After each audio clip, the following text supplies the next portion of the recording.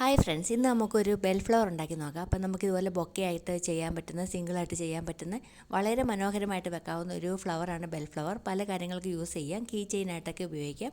അപ്പം നമുക്കിത് എങ്ങനെയാണ് ഉണ്ടാക്കുന്നത് നോക്കാം. വളരെ സിമ്പിളാണ്.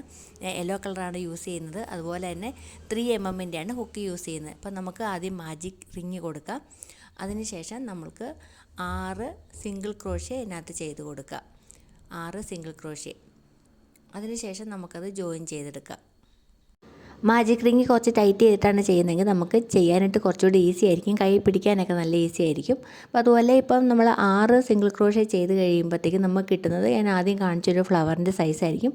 ഇനി അതല്ല വലിയ സൈസാണ് വേണ്ടതെങ്കിൽ നമ്മൾ ഒരു 8 സിംഗിൾ ക്രോഷ്യ ചെയ്താൽ മതി. അപ്പോൾ ആ ബ്ലൂ കളർ ഫ്ലവറിൻ്റെ അത്രയും വലുപ്പത്തിൽ കിട്ടും.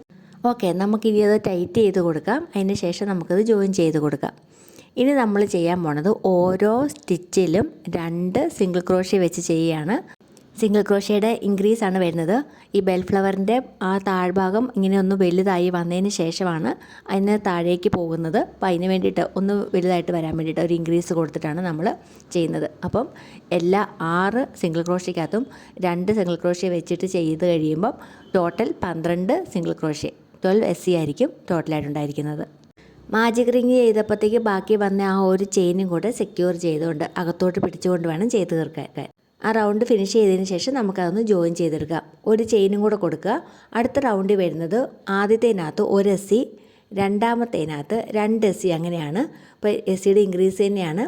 അപ്പോൾ 1, 2 എന്നുള്ളൊരു അനുപാതത്തിലാണ് പോകുന്നത്. 1 SC പിന്നെ 2 SC, അങ്ങനെ ആ ഒരു റൗണ്ട് ഫുള്ള് ഫിനിഷ് ചെയ്യണം. ഇതോടുകൂടി ഇൻക്രീസ് ചെയ്യുന്നത് തീരും. ബെൽ ബട്ടൻ്റെ ആ അടിവശം ഒന്ന് വലുതായിട്ട് വന്നിട്ട് പിന്നെ നേരെ താഴേക്കാണ് പോകുന്നത്. ഈ റൗണ്ട് കഴിഞ്ഞു. നമുക്കൊന്ന് ജോയിൻ ചെയ്തെടുക്കാം. അതിന് ശേഷം നമുക്കൊരു ചെയിൻ കൊടുക്കാം. ഇനി നമ്മൾക്ക് നേരെ ഫ്ലവർ താഴേക്കാണ് പോകുന്നത്. അതുകൊണ്ട് തന്നെ ഓരോ സ്റ്റിച്ചിലും ഓരോ SC വെച്ചിട്ട് ചെയ്യുക. ഓരോ SC ഉള്ള സ്റ്റിച്ചിലും ഓരോ SC വെച്ച് തന്നെ ചെയ്യുക. ഇനി അതിൻ്റെ നമുക്ക് ആവശ്യത്തിന് നീളമുള്ള അത്രയും ഇത് തന്നെ സെയിം കണ്ടിന്യൂ ചെയ്യുക. 6 റോയുടെ ആവശ്യമേ ഉള്ളൂ. അപ്പോൾ നമുക്കിനി 6 റോ SC ചെയ്തിട്ട് വരാം. 6 റോയും SC ചെയ്ത് കംപ്ലീറ്റ് ചെയ്തിട്ടുണ്ട്. ഇനി ഫ്ലവർ താഴെ എത്തിക്കഴിയുമ്പോഴത്തേക്കും ഒന്ന് ചുരുങ്ങിയിട്ടാണ് അതിൻ്റെ അതിൽ വരുന്നത്. അപ്പോൾ ഒന്ന് ചുരുങ്ങാൻ വേണ്ടി നമുക്ക് ഡിക്രീസ് ചെയ്യണം. അതിന് വേണ്ടി 1 SC, അതിന് ശേഷം ഒരു ഡിക്രീസ് ചെയ്യാൻ വേണ്ടിയിട്ട് SCയുടെ ഹാഫ് 2 സ്റ്റിച്ചിൽ കൂടെ എടുത്തിട്ട് അത് ഒന്നിച്ച് വലിച്ചെടുക്കുകയാണ് ചെയ്യേണ്ടത്. അതാണ് ഡിക്രീസ് വരുന്നത്. ഇതിപ്പോൾ 1 SC ചെയ്തു.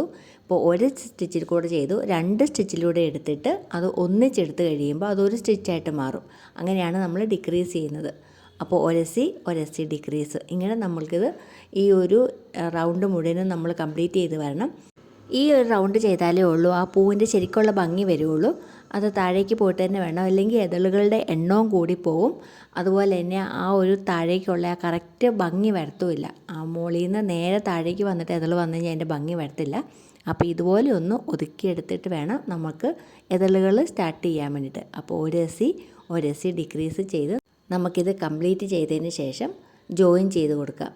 ജോയിൻ ചെയ്തതിന് ശേഷം നമുക്ക് പിന്നെ ചെയ്യേണ്ടത് എതളുകളാണ്. അതിനാദ്യം ചെയ്യേണ്ടത് 1 SC ആണ്. പിന്നെ അതേ സ്റ്റിച്ചിനകത്ത് തന്നെ നമ്മളൊരു ഹാഫ് ഡബിൾ ക്രോഷ്യ ചെയ്യണം. അതിന് ചുറ്റിയിട്ട് ഇതുപോലെ കുത്തിയെടുത്ത് ആ 3 എണ്ണത്തിൽ കൂടെ ഒന്നിച്ച് വലിച്ചെടുക്കുക. പിന്നീട് ഒരു ഡബിൾ ക്രോഷ്യ ചെയ്യണം. ഇങ്ങനെ എടുത്തിട്ട് ആ 2 എണ്ണത്തിൽ കൂടെ ആദ്യം, പിന്നെ 2 എണ്ണത്തിൽ കൂടെ, ഇതാണ് ഡബിൾ ക്രോഷ്യ വരുന്നത്. പിന്നീട് ഡബിൾ ക്രോഷ്യ വരുന്നത് അത് അടുത്ത സ്റ്റിച്ചിലാണ്. അടുത്ത സ്റ്റിച്ചിൽ ഒരു ഡബിൾ ക്രോഷ്യ, ആ സെയിം സ്റ്റിച്ചിനകത്ത് ഒരു ഹാഫ് ഡബിൾ ക്രോഷ്യ, വീണ്ടും 1 SC ആ സെയിം സ്റ്റിച്ചിനകത്ത്. ഇനി നമുക്കത് ഒരു സ്ലിപ്പ് സ്റ്റിച്ച് ചെയ്തിട്ട് സെക്യൂർ ചെയ്യാം. അതും ആ സെയിം സ്റ്റിച്ചിനകത്ത് തന്നെ സ്ലിപ്പ് സ്റ്റിച്ച് ചെയ്തിട്ട് സെക്യൂർ ചെയ്യുക. ഇനി മൂന്നാമത്തേനകത്ത് വീണ്ടും സ്ലിപ്പ് സ്റ്റിച്ച് ചെയ്യുക. അതിന് ശേഷം അതിൻ്റെ അകത്തുനിന്ന് റിപ്പീറ്റ് ചെയ്യുക. 1 SC എന്നാൽ സിംഗിൾ ക്രോഷ്യയാണ്. അതിന് ശേഷം വരുന്നത് ഒരു ഹാഫ് ഡബിൾ ക്രോഷ്യയാണ്, HDC. വീണ്ടും വരുന്നത് ഒരു ഡബിൾ ക്രോഷ്യയാണ്. ഇത്രയും ഒരു സ്റ്റിച്ചിനകത്താണ് വരുന്നത്. അപ്പം പകുതി വലിപ്പം വെക്കും. അതിനുശേഷം അടുത്ത സ്റ്റിച്ചിനകത്തോട്ട് ഒരു ഡബിൾ ക്രോഷ്യ ചെയ്യുക. നേരെ ഓപ്പോസിറ്റാണ് ചെയ്യേണ്ടത്. ഒരു ഡബിൾ ക്രോഷ്യ ചെയ്തെടുക്കുക. അതിനകത്ത് തന്നെ ഒരു ഹാഫ് ഡബിൾ ക്രോഷ്യ ചെയ്തെടുക്കുക. വീണ്ടും ഒരു സിംഗിൾ ക്രോഷ്യ ചെയ്യുക. അതിനുശേഷം സ്റ്റിച്ച് ചെയ്തിട്ട് അതിനെ സെക്യൂർ ചെയ്യുക. അപ്പോൾ ഇതിങ്ങനെ ചെറുതിൽ നിന്ന് വലുതായി വന്നിട്ട് പിന്നെ തിരിച്ച് ചെറുതായിട്ട് പിന്നെ അവിടെ ജോയിൻ ആകും. വീണ്ടും അടുത്തതിനകത്തോട്ട് സ്റ്റിച്ച് ചെയ്തിട്ട് സ്റ്റാർട്ട് ചെയ്യുക. SC ചെയ്യുക, HDC ചെയ്യുക, DC ചെയ്യുക.